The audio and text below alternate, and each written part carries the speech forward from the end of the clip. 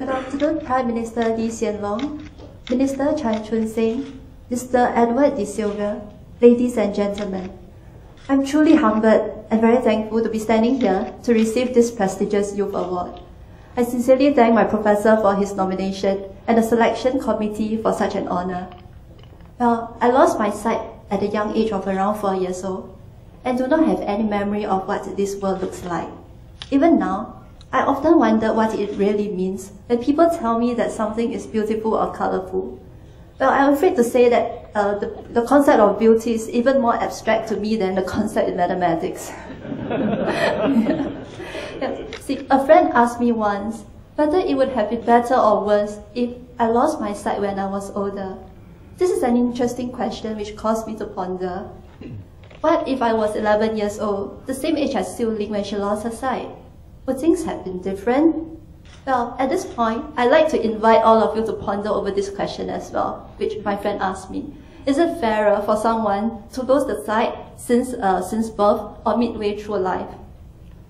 I posed the same question to a couple of my friends, including those who lost their sight since birth, midway through life, or even a number of my sighted friends.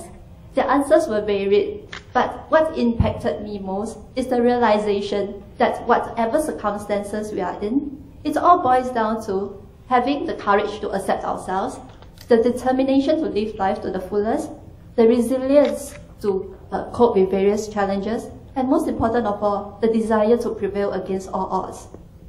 Sometimes people ask me, is it necessary to work so hard when you are visually handicapped? Well, I think nothing is too hard, and you can always find ways to help yourself. Lots of things can be managed. What we need is the patience and the willingness to seek alternative ways to lead us one step closer to realizing our own life goals.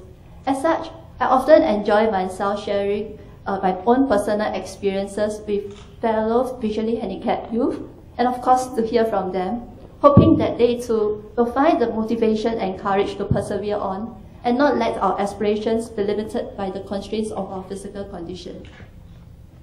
Receiving this prestigious award is certainly one of the highlights of my life and something which I would hold close to my heart. While I'm continuing to learn more about myself and the different ways that I can contribute to the society, it tells me that I am on the right path and spurs me on to continue mentoring other visually handicapped youth to support them to achieve their own dreams. I'm excited at the possibilities of working closely with my fellow awardees, Aaron and Jovan, to see how we can collaborate and create more opportunities and reach out to more youths so that to help them learn and grow. I'm keen, as Aaron has suggested, to work closely with other organizations such as the Singapore Youth Singapore Youth Council Academy, SINDA and Mendaki, to engage youth from all walks of life and to hear from them. I'm able to be standing here today with you because, partly I guess because I've not allowed my condition to discourage me.